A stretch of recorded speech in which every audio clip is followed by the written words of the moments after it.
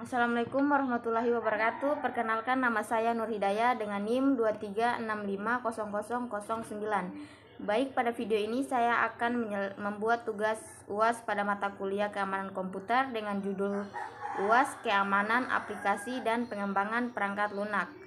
Oke, langsung saja. Yang pertama itu latar belakang. Perkembangan pesat teknologi digital telah meningkatkan ketergantungan kita pada perangkat lunak. Namun, seiring dengan kemajuan ini, ancaman keamanan cyber juga meningkatkan secara eksponensial. Serangan cyber yang canggih dan semakin sering terjadi membutuhkan pendekatan yang komprehensif untuk keamanan aplikasi. Strategi kunci untuk membangun aplikasi yang aman meliputi SSDLC, mitigasi terhadap kerentanan OWASP Top 10, pentingnya validasi input, dan integrasi DevSecOps dalam alur kerja pengembangan.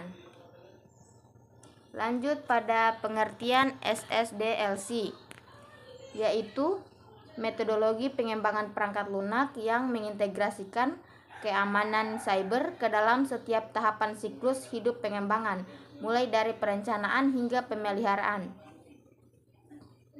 Lanjut pada manfaat SSDLC, yaitu yang pertama, pengurangan kerentanan keamanan. Yang kedua, peningkatan keamanan aplikasi. Yang ketiga, penghematan biaya. Yang keempat, peningkatan reputasi.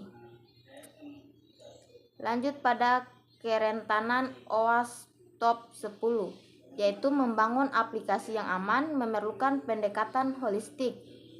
SSDLC mengintegrasikan keamanan ke setiap tahap pengembangan, dari perencanaan hingga pemeliharaan. Menangani kerentanan seperti yang didefinisikan dalam top 10, misalnya injeksi, kontrol akses yang rusak, konfigurasi yang salah, komponen usang. Validasi input yang ketat mencegah serangan seperti SQL injection dan XSS. Mengoptimasikan keamanan dalam CI atau SD pipeline, memastikan keamanan berkelanjutan. Dengan menggabungkan strategi ini, kita dapat mengurangi risiko dan membangun aplikasi yang lebih tangguh terhadap ancaman cyber. Masuk pada manfaat penelitian. Validasi input adalah proses verifikasi dan pengujian data yang dimasukkan pengguna ke dalam sistem atau aplikasi sebelum diproses lebih lanjut.